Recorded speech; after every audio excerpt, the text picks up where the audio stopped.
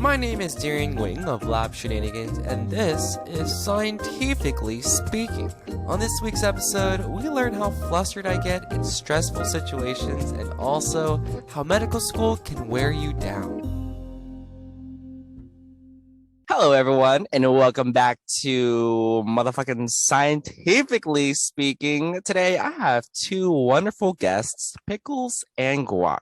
Pickles is a third-year medical student at UT Southwestern, and fun fact, he is also a proud member of the Yelp elite community. Guac is a second-year medical student at Northwestern Feinberg School of Medicine, and he is also a Taco Bell aficionado and aspiring Yelp elite. Parentheses at Pickles, help me. All right, guys, welcome to the party. How are y'all? I'm doing great. The daylight savings got me all messed up. I thought I got my 8 hours of sleep, but literally me too. I just rolled out of bed. I poured a cup of coffee. I am sitting in my closet in my underwear, talking to my two besties.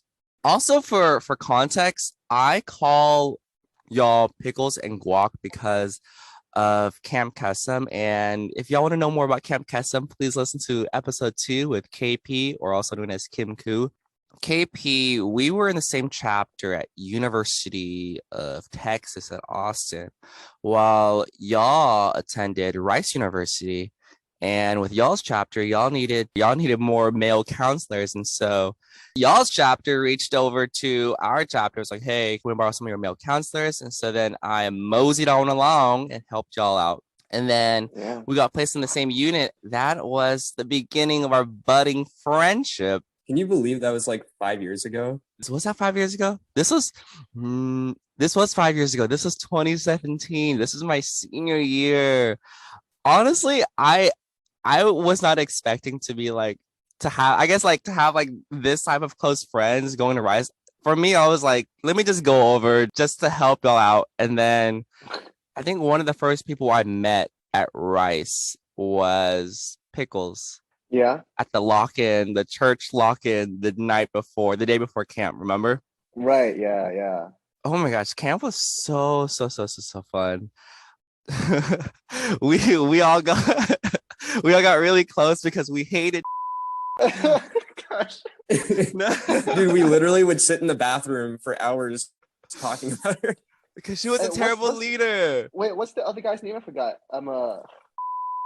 I feel like our bathroom talks are just the highlights every single day. We have to wake up so early every single day, but I didn't mind sitting in the bathroom half whispering, half yelling our thoughts and our feelings about the day. We were legit parents because we were watching 10 to 12-year-old boys, and I think it was a culmination of trying to parent these children and also trying to honestly parent some of our colleagues, and that was frustrating. Or getting so we were just frustrated together and we would just vent to each other. I think that's what brings people closer, venting together. I think that's why I'm so close with a lot of my old lab mates, because we vented together. We vented together about our toxic PI, which I'll talk about that later. Actually, no, we can talk about that now. Remember when Pickles gave a kid a nosebleed? Whoa! Wait. Totally Oh! You remember that? I don't like how this is slandering my good name right now. I think there needs to be a lot of context. We were doing a little pillow fight. Totally harmless. Pillow fights are a fun part of any camp experience. And I think this guy just turned his face the wrong way and he got a full-on face full of pillows. The air resistance wasn't there. There was a little aggression behind that. Right? No aggression, whatsoever. I swear there were rocks or batteries in those pillowcases or something. No, but Haiki, he said he started laughing so hard. I think that was the most I've ever seen him enjoy camp up until that day, to be honest. For sure. His man was laughing and bleeding out of his nose. Wait. I forgot his name, but I think he went off to UT afterwards, the UT Camp Kesem afterwards. Is that right? What? Yeah. And it kept changing every single time too, I think. I don't know why. I want to say no. No. I don't think it was. No. It was something sleep related, staying up all night. When you said sleep, I was like, is his name like apnea? Or No, like, I was thinking that was like sleep apnea. is that his name? Apnea? When I had to study for the MCAT, like that was one of the things I had to remember, sleep apnea. So that was the first thing that came to my mind. Literally, I use 0% of what I need to study in the MCAT right now. Guac, you mentioned that you're studying for the STEP exam, right? Yeah. How's that going? So I'm on like day 4. I'm taking it in a couple of weeks. But I'm the first class that's taking it pass fail, so that takes Oh, off a lot of the pressure. Yeah, so I know for Pickles last year, he had to probably study a lot harder. Generally, step 1 is considered the like big test of medical school, kind of like the MCAT on steroids. It's yeah, another 8-hour test. I've been told. Whatever score you get has a big bearing on what type of residency programs you end up on. But I Mm. think at some point the AMA and other medical associations decided that the test wasn't like predictor of how you would end up doing in medical school and residency. So Yeah. they made it pass fail for us. And that takes off a lot of the stress. I've been trying to like study a different coffee shop and check out a different neighborhood every day with friends and just make sure I'm getting my reps in, but taking it very chill. That's why I'm able to Hey, be on this podcast. Yeah. hey. Wait, so before pass fail, the score was probably like an indicator to, I guess, for residency programs to see who's like, I guess, quote unquote, competent and good enough to join the program. Is it similar to like the MCAT score, how like medical schools look at your MCAT score to see if they should accept you or not? So if it's pass fail, I guess does it even out the playing field a bit and everyone is kind of seen as a more homogenous pool for residency pro? I'm mad that I'm using the word homogenous, but I was literally just in lab yesterday. But anyway, yeah, is it more like of a homogenous pool for residency programs to just look at and I guess less going to be less picky when accepting potential matriculants or applicants? That's a tough question. So I'm curious on what Pickle's answer is too. Ooh. Yeah. Traditionally, like the score has a big bearing on where you end up, similarly to the MCAT. But now that it's pass fail, that's one less data point that residencies have in distinguishing candidates. So I know that one of the concerns that's been brought up is students from like international areas or like schools that may not have the best ranking are kind of put at a disadvantage since they don't have that score or data point that they can use to leverage when they're applying to residencies. So I think Oh. that's one of the consequences of it. At the same time, I think it does take off a lot of the stress that med students have. And one of the big concerns with medical school is just the level of burnout and fatigue. And I think that a lot of my friends from last year who were taking it were very much burned out by the end of step. Yeah. Yeah, I think I agree with everything that Kwok said. I think it's done with a good cause in mind of kind of relieving some of the stressors and burnout that medical students experience. Yeah. Unfortunately, it was one of like the few objective measures that people have to kind of distinguish between different applicants, right? This is all just kind of conjecture, with my tinfoil hat on, a lot of conspiracy theories going on right now, but we don't know yet. This is kind of my year. So there Yeah. are some people in I'm like the last class to take it with a score, but there are some people applying with me that have a pass fail score Mhm. because some schools take it a little bit later. So this is the first cohort where it's going to combine both scores and non-score tests. So I think we do not know what to expect at this time. I'm thinking about it now. I feel like they will just kind of emphasize other scores like step 2 scores or other objective measures like Yeah. number of research publications you may have. Mhm. While there is a good benefit to reducing medical student stress, the stress will just go on to a different part of the application, which is step Yeah. 2 basically. I Or see. and pubs basically. There's gonna be a lot of medical student pubs kind of diluting some of the I feel like I've already seen that amongst like my class here. I'm sure you probably can see the same at Southwestern. Yeah. I mean, medical student research itself is sometimes not the highest quality. It's something that it's like a game we all have to play. We just have to play the game, and hopefully, Y'all are like the fifth person to tell me that. Now this is gonna be a really dumb question, probably obvious, but like, is medical school stressful for y'all? it really depends on what the part of medical school. Different times in medical schools are less stressful than others for sure. I feel like Guac, his one, I don't want to speak for him, but step one experience is maybe a little bit less stressful because it's a little bit more pass fail. Yeah.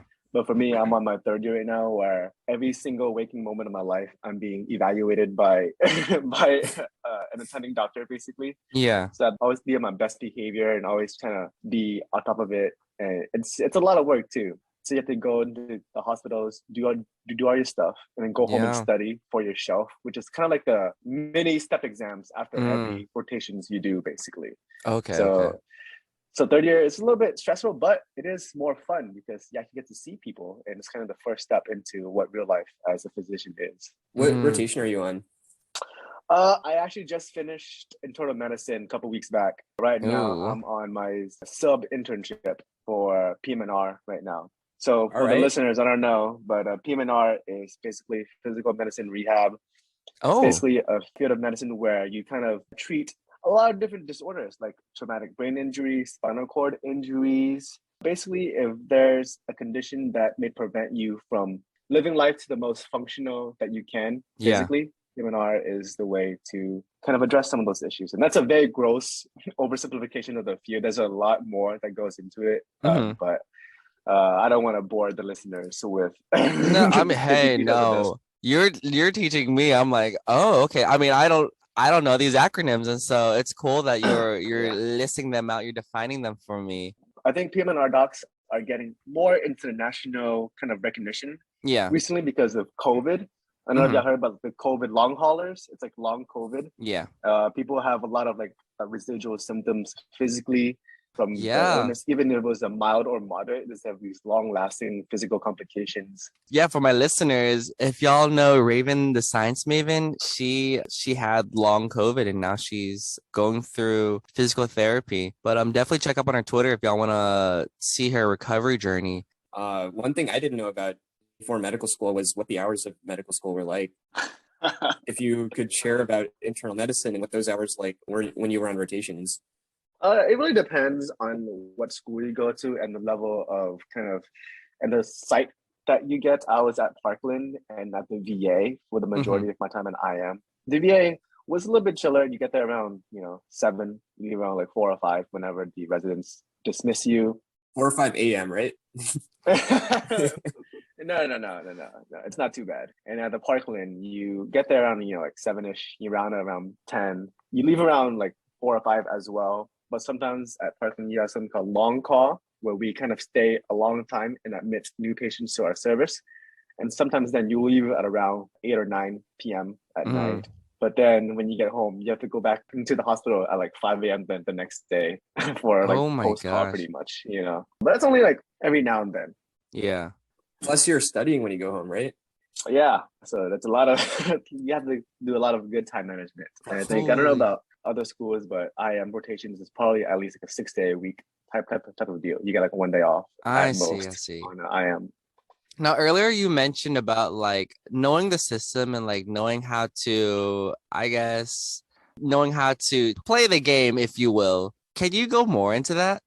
In terms of playing the game, I feel like that just depends on who the person is. Yeah. So different residency programs have different levels of competitiveness. So neurosurgery is traditionally known as like really, really competitive, while like other specialties generally don't have as much competition in terms of like getting into a good residency. So I think the people that end up knowing that they want to do something pretty competitive Yeah. are very driven to get as many research publications that they can. So I think they will sometimes maybe put aside their schoolwork and coursework during the first 2 years of medical school and focus on the research because they know that the coursework stuff is pass fail and may not be as important towards residency. Mm-hmm. I feel like research is definitely part of playing the game. I don't know if everyone that's doing research enjoys research. I'm still trying to figure out how much I enjoy research. Yeah, I think that's a big part of it, just kind of getting involved in research.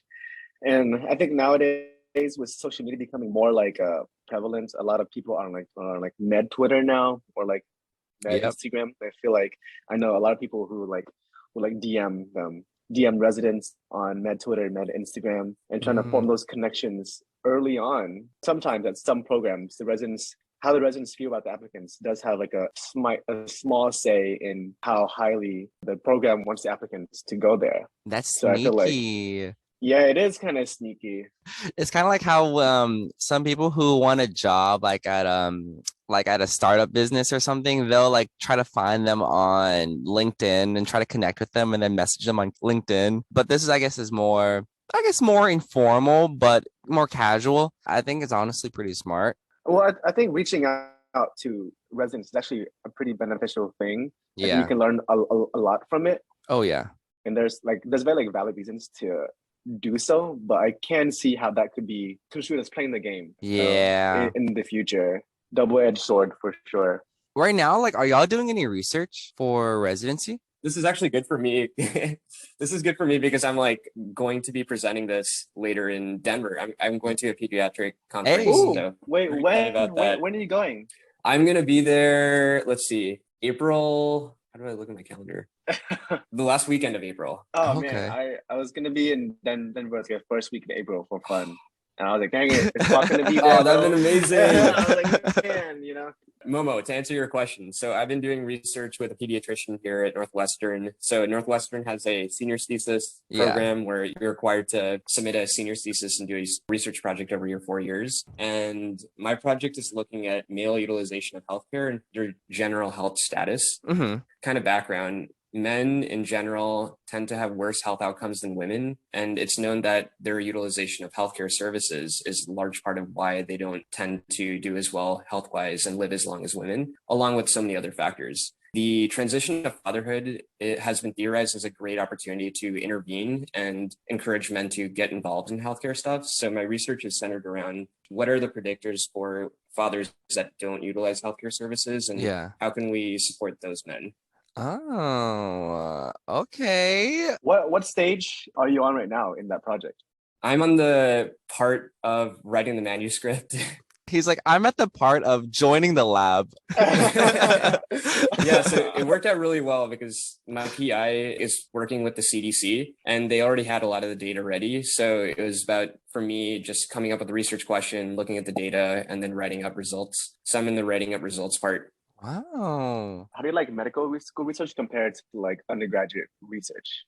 That's a really great question, Pickles. I think you were someone that told me to look out for how different research would be in medical school. So that's a bit of a leading question. He's like testing you right now. Yeah. So in undergrad, Pickles and I think we had similar experiences in that we never felt that we like truly enjoyed the research process. A lot of research in undergrad, especially at Rice with biochem majors and majors of that sort, were a lot of PCRs and pipetting. I know, Momo, you love doing that type of stuff. Yes.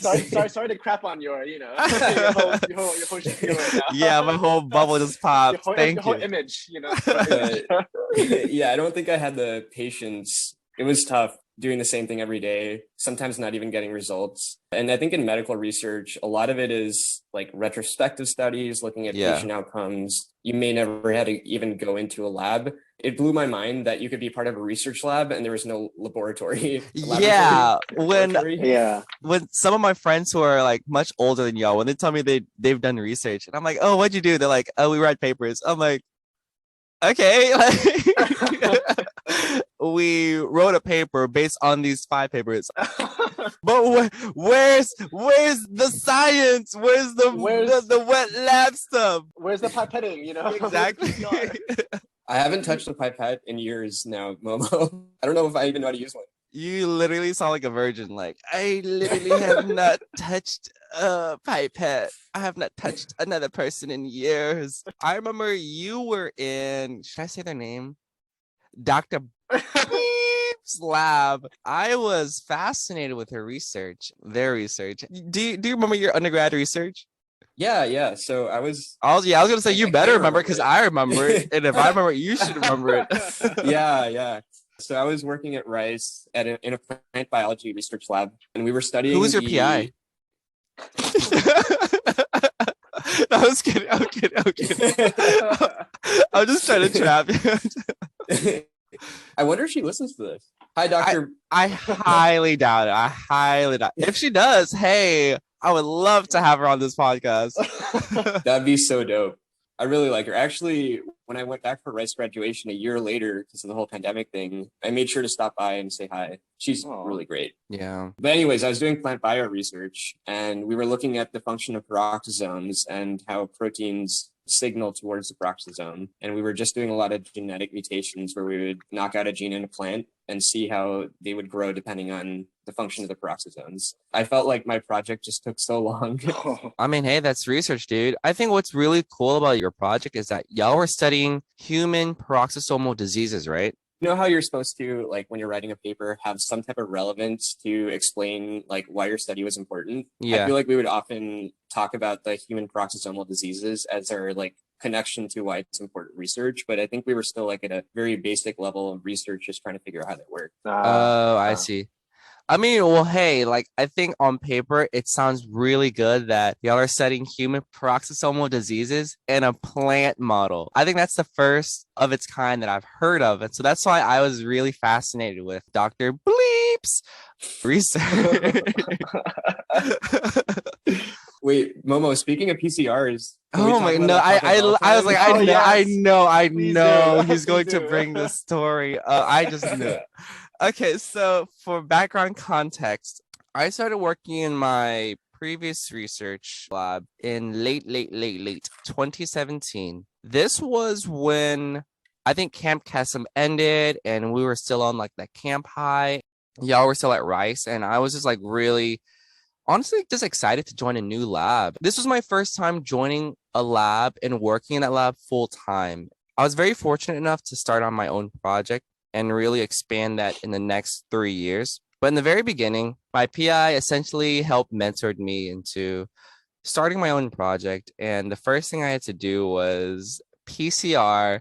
Prior to working in that lab, I had never done PCR on my own. I always did it in a lab class setting. And so, in those settings, we only remember the steps just for the lab. We don't remember the concept, or at least I didn't. I only did things just to get an A.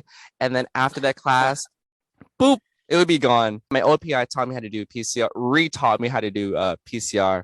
I think I was so used to, because of undergrad, I was so used to like just having everything worked because everything was optimized. And in this lab, we were trying to create primers and really optimize our PCR. And so my PI designed 3 different sets of primers, and I thought that they were all supposed to work. And so when I ran these PCR reactions, none of the primers worked. And I remember sitting in Taco Bell with guac like 9 p.m. at night, literally pouring my heart out, venting to you about like how big of a fuck up I am. I didn't know I was trying to optimize this reaction. I thought it's supposed to work. It didn't work. Therefore, I did something wrong. My PI was the one who designed the primers, and she just wanted me to test them out. She didn't tell me that. I didn't know. So I'm thinking, oh my God, I'm gonna fuck up. I'm gonna get fired from this lab. I don't think I can get to grad school. You were just like sitting and talking about listening to me and just like is it consoling or consoling? Consoling me. On the far left side, there's like another PhD student, and he could hear me from a distance. And he came up to me and tried to give me advice on like, oh, try adjusting the annealing temperature, try adjusting the primer length. And I'm like, okay, thank you for your advice. But oh my gosh, that was one of the first early stories of me venting to you. And then after y'all graduated and left Rice, things progressively slowly got worse. But y'all knew how stressed I was in that lab. Like, I was mentally stressed. Yeah, the reason we were at Taco Bell at 9 p.m. was that's when you got out of lab. And the crazy thing was you were going back to lab after we finished at Taco Bell. The thing is, yeah, that was my break. That was my break throughout the day. Well, that was when I was working like crazy hours in the lab. I would leave lab like at 2-3 a.m.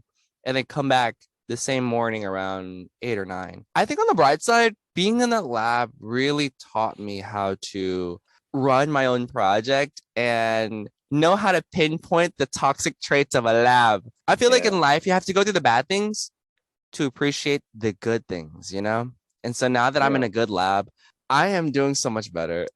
I don't know if y'all know him, but I'm in Zlabowski's lab at Rice. Zabowski. Yeah, No, Jersey I don't. Zlabowski. Well, his lab is pretty new, so I think y'all probably wouldn't know him. I just remember in the early stages of your lab career after Kesem, Yeah. I actually offered you a place to stay at my apartment. And I Oh, remember I felt so bad. It was like a 1 bedroom place. And then like I'm like, hey, you can just sleep here because I know you have to go to lab pretty early on and my place was kind of close to lab. And yeah. you were like, all right. You didn't even have a bed. You were just like sleep on the ground in like a little sleeping bag in my living room. Those memories are so, so, so good. I miss crashing at your place. And this wasn't like a Yeah. one-time thing. This was, I think, legit like a whole semester of me crashing at your place Monday to Friday, and I would Right. sleep on the floor in a sleeping bag. And then I would go home on the weekends, and you offered to like let me stay at your apartment for free. And I was like, no, no, no, no. Like, I'm gonna pay you because you're letting me stay here for a Yeah, while. you're paying for like a 2 square foot like space in my living room. Like what is that? The thing was, you were never there though. I feel like every time you were always like the last one home and like the first one to leave. I rarely saw you at all. You're just in lab like True. 24/7 basically. You literally came back home just to sleep. And I was like, Really, man, yeah. that's so tough. Things have changed a little bit. I go in at a pretty decent time and I leave at a decent time as well. Yeah. And then I remember during the summer, that was when your lease to the apartment ended. And so you ended up staying at your brother's apartment, but your brother was never at the apartment because he was always at his girlfriend's place. And so you let me stay at your Oh my brother's god. apartment for I that just remember that summer. too. And then we only had one key. And the thing was, you had the key, but after you came home, you would leave the door unlocked for me because I would come home later. And then I would come over quite often that the security guard at the front would recognize me and let me through, even though I didn't live there. And then I think one night you accidentally locked the door. Do you remember? Do you remember Oh, this? You accidentally locked the door. So then I tried calling you, but you didn't pick up. And I was like, whatever. So I slept in my car that night. oh no. I slept in my car that night. And then the next morning, I think I called you and then you picked up and you felt so bad. I was like, don't worry about it. Let me go Oh to the my restroom real gosh. quick. Let me change. I'm going to head out. I got to go back to lab. Do you remember that? I feel so bad. I remember I vaguely remember that. I felt so bad. I was like, it must have been like an early night for me or something. This I don't know why. Normally I wake up pretty easily to phone calls, even Mhm. if it's like vibration. I don't know, maybe I just turned up too hard that night or something. I just forgot. What I'm saying is, everyone cancel Pickles. He's done. Here's his Facebook. Here's his Twitter. Here's his Instagram. Send him hate messages right now. But no, that was fun. Like a lot of my early memories in that lab was really fun. Spending time outside of the lab with y'all. It was so convenient that Rice was right across the street, and so every time I would get out of lab, I would just walk over to y'all's place, spend time with y'all, play Overcooked, grab Taco Bell. Oh Those are like yeah. the really fun memories. Overcooked. Yes. For the listeners, if you want to know when Momo's mad, it's not when he gets really loud. It's when he gets super quiet. Which is even more scary in person than you Yeah. think. No, He stop. starts getting red. He stops talking, making eye contact. He pauses the game and he's like, guys, we need a better strategy. Oh. Okay, so y'all, I don't believe in astrology at all, but I'm a Libra and I am very competitive. Okay, like I want to win. I want to get 3 stars, 3 stars on Overcooked. And sometimes I think internally when I get very stressed and overwhelmed, I just shut down. I'm like talking to myself in my head. I mean, I think it's very evident whenever I'm in lab, whenever I'm stressed. Literally, I'm just like zooming all over the place and I'm quiet. And I just wanted to get 3 stars, okay? I wanted us to get a better strategy. Yeah, I felt like nothing can phase Momo And then I played Overcooked, and I was like, "Wow, this is the one thing that really, totally grinds his gears. Like, this is the one thing that like pushes his buttons." You know? Well, actually, no. I think we push his buttons because we're really bad. Really bad at the game. Yeah, there'd be times where we would be like actually trying and still failing, but then there were times where we were purposely messing with Momo. We'd be like bumping into him. And that's why I hate y'all. And that's why we're ending this podcast right now. And then I remember other fun things. Like you came to our little Kesem party on Rice a couple times, you know? And I still have this video on my phone. I don't know why. It's a video of you like twerking on the wall. I remember that. Was that a Do you remember Jones? that? I don't remember where it was, but I remember that. Bomo, do you remember that? I do not. Please play the video. Please play it. I'm really trying to. I'm like, Momo is wild as heck, man. This guy is like turning up everywhere. Was this 2018? Was this? I don't remember. It was when you and Moose had like the twerk off as well too. It was the same night, I think. Wait, was this on the wall? Yes, it's on the wall. Yeah. This sounds vaguely familiar. Here it is. It's a video. Oh, I remember this. Yes, that. I remember this was the first time I heard Dua Lipa's song, New Rules. I remember this is probably 2019, right? 2017. Really? September 9th, 2017. Yeah. This is like after a month of knowing us. Momo has this great ability to like make everyone just get really close to him, you know. I think we just feel really comfortable to like do wild and crazy things with Momo. I feel like we did a lot of crazy things at camp that I don't think we should discuss right now, but what are the blob? The blob. Good old times, the blob. So the blob was like this huge, pretty much like a huge inflatable balloon on this lake, and there's like a little thing, this little ladder thing you can climb up, and then you jump on the blob, and like two people can get on the blob, one at the end, and then there's like a little jumping area.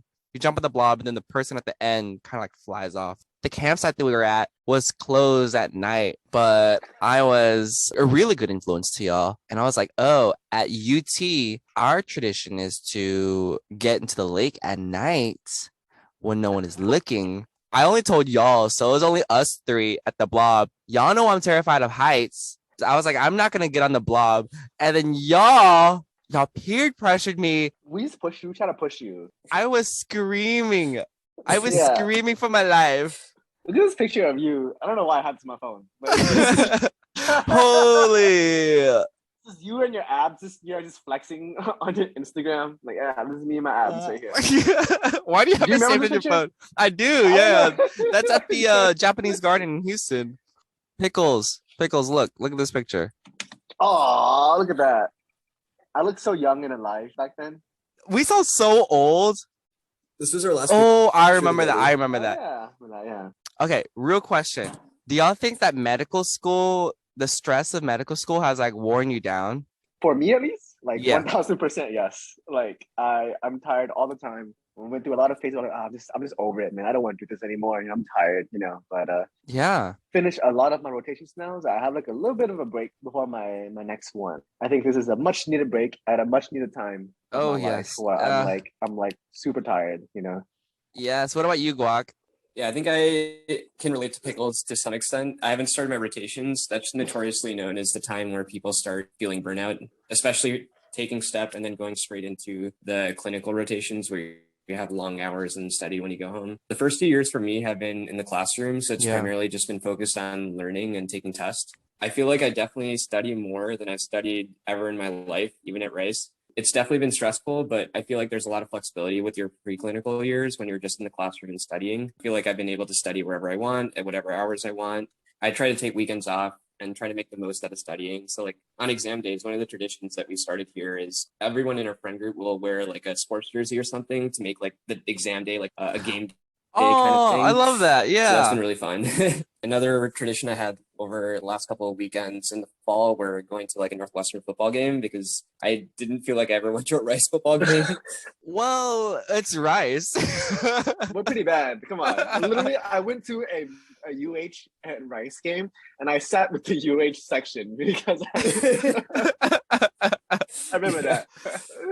This was 2017, 2018, right? Because I went to the same game and like Rice got demolished. I mean, That's any game. Yeah, literally. You can say that. Oh, that's. Rice's hole was wrecked.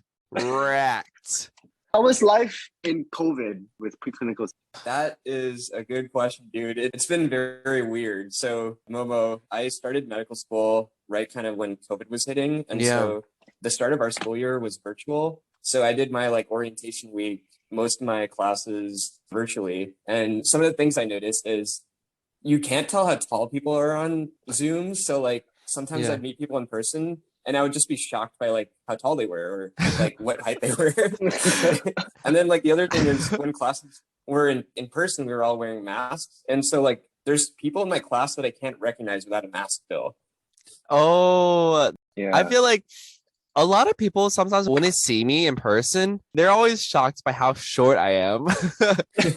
Short king, I am 5'6", okay, y'all. People always think that I'm like 5'9", but I guess sometimes I just give off tall energy. So EDE is what you give off, you know. You know, there's surgery to make you taller, you know. Yes. Or orthopedics, you know. Trust me. I've looked into it. Guac, you should do orthopedics just to get Momo his height that he wants. Right. You know? And then you can take him in PM&R after. Yeah. After episode 2, KP is going to give me plastic surgery. And then whatever episode this is, Guac, you're going to give me surgery to make me taller. So what I'm saying is I'm ready for my glow up in the next 10 years. And Pickles, wait, what specialty are you wanting to go into? I'm still debating between internal medicine and PM&R. I got to do some soul searching to figure out why I want, you know? Yeah. But, you know, I have some experience with like, you know, physical rehab, you know? So after surgery, you'll probably need physical rehab, you know? You're right. Wow. See? Guac's going to do your legs surgery. I'm going to help you walk. So y'all, the take-home message of this podcast is ask not what you can do for your friends, but what your friends can do for you. And what they can do for me is plastic surgery, make me taller, and then therapy after my surgery of getting taller. Thank you. That is the take-home message of this whole episode. All right, Mo, what can you offer us? Clout. I need some. Right. Yeah. I can offer y'all exposure. No, every time my friend texts like, "Oh, I have this really famous friend." You know, I was like, stop. I have this like famous TikToker, Instagrammer. You know, Oh my God, stop. We did commercials with like Pfizer. You know, it's a whole thing. You know, and they're like, "Oh my God, really?" Yeah, someone at my medical school knew who you were, and I was wearing your sweatshirt, and they're like, "Oh, I like watching his videos too," and I'm like, "Oh, I'm friends with him." I actually know him. You know, I've actually seen him shirtless and like, in his underwear. You know, that's how close we are. I've actually seen him mad. With me. I've actually seen him mad over a game of Overcooked. So get on my level. Thank y'all for gassing me up, but I'm just a regular old person. I'm herpy derpy. I think we were there with you at Shiv Soccer when you made your Facebook page, and like it was blowing up over the course of our dinner. Oh my God, yes. Oh my God, you literally just unlocked a memory that I forgot. Us going to, what's the restaurant's name again? Shiv Soccer? Yeah, oh my God, so good. I took my boyfriend there and he likes it. Oh, we got to talk about that. Oh yeah, please. We'll save it for another episode. We'll save it for another episode. I mean, listen to episode 2. I talk about episode 1. We matched on Tinder. Our 4 months is gonna be next Saturday. Well, by the time I post this episode, it'll probably be like our 5 months, but because I am on top of this. I'm recording all these episodes like a month in advance, but we've been doing very well. I won't tell you his name on this podcast, but I will tell you after this episode. In fact, I think right now is a good wrapping point, actually. So is there like any piece of advice that y'all would like to give to my followers? Make sure to have famous friends so they can, it can be a good, I feel like in medical school, you lose a lot of your personality. For me, you lose a lot of your interest, Yeah. Like, you know what? One persisting interest. So interesting fact about me is that, I basically like famous adjacent. I think there's studies for medical students about like empathy fatigue and burnout, and a lot of students experience that by the end of 4th year. Oh yeah. So that's like a scary thing. And actually, I think I was in Rice. I think someone told me a study that, like you mentioned earlier, third years, so people kind of lose some of their empathy and kind of, there's a survey that said that our third years when the dip in the empathetic skills kind of show. And I'm like, wow, that's the year we actually see patients. Oh, I think the study was kind of vague on whether or not which direction it occurred. Like, was it the patient encounters that caused it, or did the empathy kind of come before that? A little bit gotcha, of vague. gotcha. I Remember, correlation does not equal causation. So keep that in Science. mind. Keep that in mind. P-value under 0.5. 0.05. Oh, wow. Clearly, I don't do real research over here. 0.05. Yeah. I think my takeaway is remember your statistics when you're in medical school. When you're on a science podcast, I know that mitochondria is the powerhouse of the cell, and that's probably the most biochemistry I can tell you at this time. Nice. I mean, there's so much pressure because you want to sound like insightful, and you want to give like, I know, right? Is this for advice for people that want to go into medical school, or No, just in general. I think one thing that's kind of come up for me in the last couple of months with school, I think Momo, you were asking earlier about how med school has been for me and if it's worn me out. I think the last couple of months have definitely worn me out, and I know that the next year is going to continue doing that. Mm-hmm. And I think the best piece of advice that someone gave me actually was be very aware of what your priorities are in terms of your relationships. You have a finite amount of free time, and it's really important that you're spending it with the people that you prioritize. Oh, Because if you're not focusing on that, you may waste that time basically. yeah. And I think it's very hard in medical school to maintain all your friendships and relationships. And I think it's important that you just figure out which ones you have to prioritize that are important to you. Oh, And so that's part of the reason I'm very glad we're doing this call. Yeah. Snaps. I remember one time when Buck was telling me that I was like, oh yeah, I think I'm a extroverted introvert. I'm like, dude, no, you're literally an extrovert. Like there's no question about it. I told Salsa, Salsa. Yeah. Dude. I was like, yeah, I remember Raj telling me that. I mean, Guac telling me that, and we all called you. You gotta go kiss a tree. Guac, you're an idiot, bro. Like you're not a dang introvert, bro. You're an extrovert at your core, man. Like, everyone needs a little bit of recharging after social events, But you. Yeah. I think my advice is, I was actually going to say something very similar to Guac, actually. Sometimes it's easy to get caught up in like the minutia of like, I got to get this good grade, got to get this good eval, got to take it one day at a time and make sure I'm rocking these patient presentations, Yeah. But sometimes take a step back, see what's important to you. Like Guac said, know your priorities. Your friends, your pals, they're probably the greatest gift that school can give you. I'm very lucky. I don't know how to make friends out of a school setting, I feel like I've been lucky to be in higher education for a while, and I have a lot of friends to take me through and support me through all these tough times. I think these are a lot of lifelong friends that we make, and it's kind of easy to kind of take them for granted in the midst of rotation, and you don't give them the time that you want to give them. Mm-hmm. I try to every now and then take a step back, be like, hey, I miss y'all. Let's hop. Let's hang out. Let's grab a bite to eat. Let's play some games. Overcook. Well, thanks for the wonderful pieces of advice, y'all. Like, definitely, I want to catch up with y'all more after this podcast. Y'all, thank you so much. This is our first time catching up in a long time, and I've enjoyed every moment of this. Thank y'all so much. I'm not going to see my listeners, but hopefully y'all will. I will see y'all next time. Bye, guys. Bye. Bye.